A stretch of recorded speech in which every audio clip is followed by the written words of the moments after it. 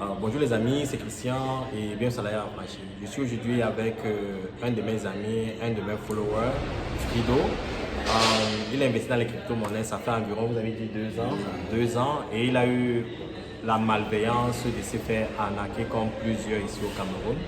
Donc il me donne cette opportunité d'en discuter avec lui, de partager ses expériences, ses mésaventures et aussi apporter en quelque sorte des conseils pour pouvoir permettre à certains des personnes qui suivent ces chaînes comment éviter ces pièges de l'arnaque. Frido, comment allez-vous? Je vais très bien. Merci sincèrement de vous prêter à cet exercice.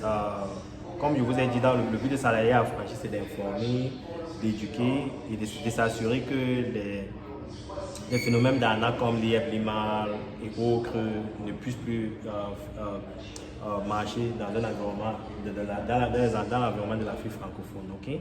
Et je te remercie sincèrement de t'être prêté à cet exercice.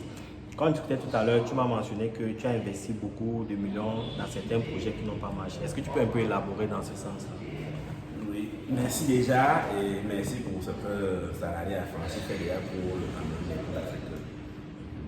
Je connais les crypto-monnaies depuis pratiquement 2016. Oui. Je sais que c'est un potentiel énorme et je me suis préparé normalement pour affronter, pour investir. C'est comme ça là en 2020. J'ai investi massivement dans une plateforme d'investissement où on promettait de bons jours. Oui. De pratiquement 3% jour. 3% par jour, oui. Sauf que pour savoir si ça marche, j'ai d'abord mis un peu. Ça marche, une semaine ça passe, 2 semaines ça passe. J'augmente le capital, ça passe encore. Et je m'appelle maintenant, dès que j'ai investi gros. Oui, ok. Donc je vais juste comprendre. Donc ça veut dire que, supposons que vous avez mis 10 millions dans le projet. Et la première semaine, il vous versait tous les jours les 3% profit. Non, quand vous commencez, tu peux mettre d'abord 100 000. Oui, supposons qu'on commence à avoir 100 000. Oui. Il paye une fois, il paye, Oui. il paye. Après, tu dis bon, 100 000 c'est bon, on peut passer même à 500 000. Oui. Il paye. Il paye tous les jours. Paye Donc tous les 3% de 100 000, donc 3 000 francs CFA tous les jours. Pendant peut-être une semaine. Une semaine, ok. Là, tu augmentes le capital, il paye. Il dit, c'est que ça peut. Ça produit, oui. Tu viens maintenant, peut-être tu dis un jour, tu as 10 millions, mais que tu mets. Ils ne peuvent pas. Ça, c'est. Mais que tu mets en coupe. Oui, oui. Ça n'existe plus. Oui, oui. Il n'y a plus. Et quels sont les recours que vous avez fait pour recouvrir vos. Ça se passe en ligne. Oui. Oh, il n'y a pas de contact. Il n'y a pas de contact physique. Oui, oui. C'est-à-dire que. Mais quand on fait le transfert d'ici à la crypto, comment ça se passe? Non, ça se faisait en Bitcoin. Oui, ok. C'est-à-dire qu'il y avait l'adresse de réception, il y a le don de l'adresse et puis il y avait ton adresse. Donc tu déposes dans son adresse, après je dépose dans ton adresse. Waouh. Après, oui. ça a commencé après 5 jours, c'était un truc comme ça. Là. Oui. Et ça, on peut avoir le nom de la plateforme? Oui, c'était Tamirano Invest. Ok. Tamirano Invest. Ok. C'est un fameux nom, on peut jamais oublier. Oui. Et Tamirano Invest a existé pendant combien de temps? Du moins, à ce que je sache, je peux dire 6 mois. 6 mois après, ils ont disparu. Puisque quand on t'a déjà scammé, la plateforme existe toujours pour d'autres. Oui. C'est-à-dire que c'est ta page qui est fermée. Bon, tu n'as pas les moyens pour fermer. Tu vois comment peut-être les groupes Telegram, ça marche. On t'a déjà exclu de tous les groupes. Tu es déjà sorti et puis tu es là, tu vois, tu ne peux rien faire.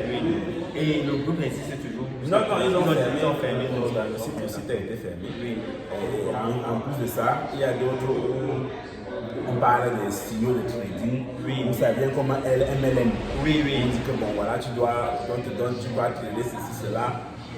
Tu dois coopter les gens pour que ça soit rentable. J'ai été mangé dans tout ça. Oui. Mais en tout cas, comme pendant la formation, la conférence qu'on a eu à Douala récemment, il disait que ça fait partie de la coût du coût de formation. Okay? Ça fait partie des dépenses qu'on effectue pour la formation. Ce qui est certain avec cette expérience-là, j'espère en tout cas, vous ne vous ferez plus arnaquer dans ce sens-là. Avec la formation que j'ai reçue le jour, les salariés affranchis des Elvis Pongo, je pense que c'est difficile. N'est-ce pas? Ce qui me motive maintenant, c'est barrer la route à ces plateformes pour ce qui m'est arrivé que n'arrive plus jamais à cette. Justement, c'est le but des salariés affranchis. Parce que si je n'avais pas eu les nerfs solides, comment je pourrais me suicider? C'était violent. Oui, je comprends, Vraiment. j'imagine. Ceux qui me connaissent vont Oui, savoir de quoi je parle. oui. Mais ce qui est bien, c'est que ce qui est bien concrètement à d'autres investisseurs, c'est que vous avez rendu compte que le problème n'était pas la blockchain et les crypto-monnaies, c'était plus les activités annexes, connexes autour de la blockchain. Ça veut dire que l'arnaque ne se passe pas juste au niveau de la blockchain, ça se passe au niveau des immobiliers dont vous êtes spécialisé, des gens qui achètent des terrains, qui vendent à plusieurs personnes, des personnes qui trouvent des terrains inhabités et qui le vendent à d'autres personnes. Donc l'arnaque existe dans tous les sens, mais dans le fond, les fondamentaux de la blockchain existent. Les fondamentaux de la blockchain changeront. C'est ça le focus de tout investisseur. Je suis vraiment désolé pour vos mésaventures. Et maintenant, quels sont vos objectifs dans le futur par rapport à la blockchain? Vous n'êtes pas toujours découragé par rapport à cette aventure-là, ou bien vous connectez, ou bien vous associez la blockchain, les crypto-monnaies à l'arnaque, ou bien c'est toutes ces deux choses? Non, je pense que je suis investisseur dans l'âme. Oui. C'est pas le seul business, c'est pas la seule fois que je perds de l'argent. Et je pense que le problème, la blockchain, c'est la blockchain. Elle est petit figée. Oui. C'est-à-dire que c'est maintenant l'usage qu'on fait autour N'est-ce pas? qui crée l'arnaque. N'est-ce pas? Sinon, la blockchain, c'est inévitable aujourd'hui que c'est quelque chose, c'est l'avenir. Oui. Donc pour moi, je pense que j'étais seulement sur une mauvaise voie. Et le fait d'avoir été arnaqué m'a permis de me retrouver, de me réorienter vers le bon chemin. Ça n'a même pas bougé d'un iota mes ambitions par rapport aux investissements. Je suis vraiment content de l'apprendre. En parlant de l'arnaque, il faut aussi comprendre, les amis, ce qu'on appelle le piratage et les hacking. Si vous avez des cryptos actifs dans vos soft wallet en ligne, comme dans des applications dans vos ordinateurs en ligne, il faut savoir qu'il y a un risque quand vous hack, quand vous pirate. C'est pour ça qu'il est important d'avoir la clé Ledger. Et je ne fais pas de publicité pour Ledger, je ne les représente pas, c'est juste que c'est un outil important pour sécuriser vos cryptos actifs. Okay? Il le faut, c'est absolu. Dans la gestion des risques, dans le self-custody, c'est très important. Vous avez vu FTX, vous avez vu comment FTX, les gens ont perdu des milliards de dollars sur FTX. Vous avez vu, et avant ça, il y avait Quadriga, il y avait Mongox, il y a beaucoup de ces exemples-là. Il est très important de sécuriser vos actifs dans les ledgers ou les trésors. Okay? Il y a beaucoup d'options. Merci sincèrement Frido d'avoir partagé cette expérience avec nous et à la prochaine. Merci. Merci d'avoir suivi Salaya Franchi, les amis. Si vous avez des expériences à partager comme Frido, n'hésitez pas à me contacter. Je suis au Cameroun encore pour une semaine. Ciao.